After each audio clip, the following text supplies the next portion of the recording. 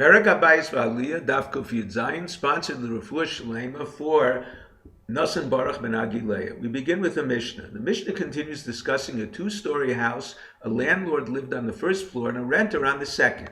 He had a hole in his floor that the landlord refused to fix. The Mishnah states the second-story tenant can move to the ground floor until the damage is repaired with new ceiling material and plaster. Rabbi Yossi holds the landlord's responsibility is the ceiling material, but not the plaster. The renter is responsible.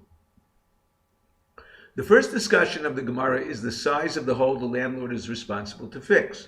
Rav holds the size of most of the ceiling. If smaller, he can place the item that occupied the open space in the ground floor apartment and use it there when necessary.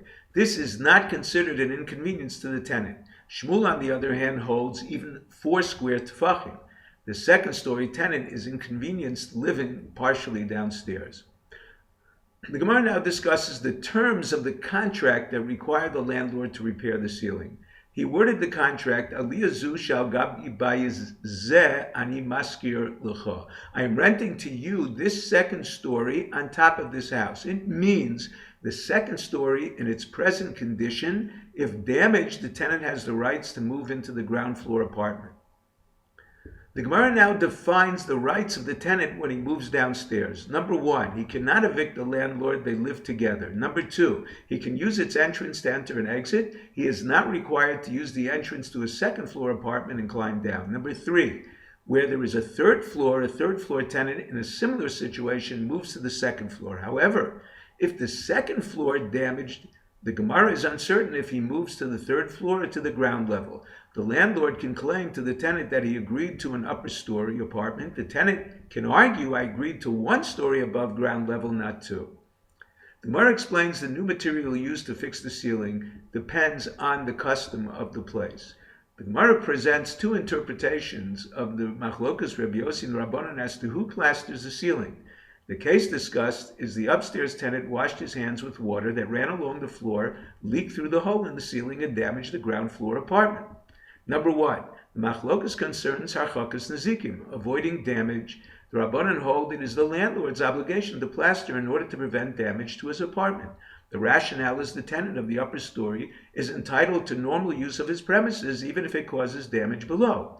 Rabbi Yossi holds it is the responsibility of the tenant to plaster since he is causing the damage. The Gemara rejects this interpretation. Their views are reversed regarding one who planted a tree on his property whose roots extended into the neighbor's pit. The Rabbanan hold he must distance the tree, whereas Rabbi Yossi disagrees. He planted the tree on his property, the neighbor has to reposition his pit. Second interpretation is they argue about chozek tikra, reinforcing the ceiling. The floorboards are loose and shake when the tenant walks on them.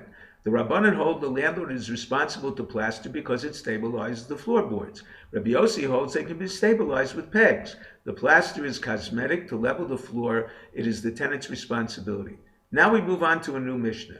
The Mishnah returns to a case of a 2-story house owned by 2 people that collapsed. The owner of the ground floor refused to rebuild his floor.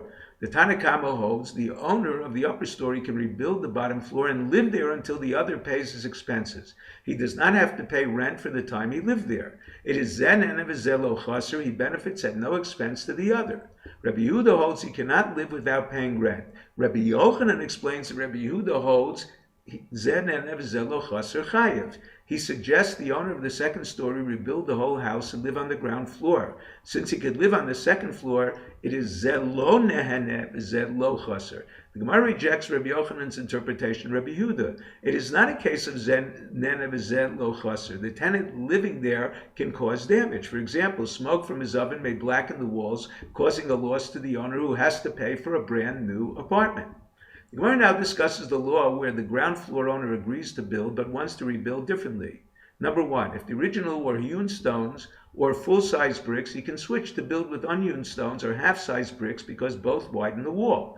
Number 2, he can switch ceiling beams from sycamore to cedar because they are stronger. Number 3, he can reduce the amount of windows or its height because the structure is stronger. The law for the upper story tenant is the opposite. He can only incorporate changes that reduce the weight of his apartment. The last discussion concerns a case where neither have the money to rebuild and sell the land. The Gemara decides, according to the opinion of Rav Nosson, the owner of the ground floor is entitled to 2/3 of the sale and the owner of the upper floor 1/3. When the owner of the ground floor agrees to build the second story, it reduces its viability by 1/3 and consequently its value by 1/3. The land is divided accordingly. If you're enjoying Daf and 5, please subscribe.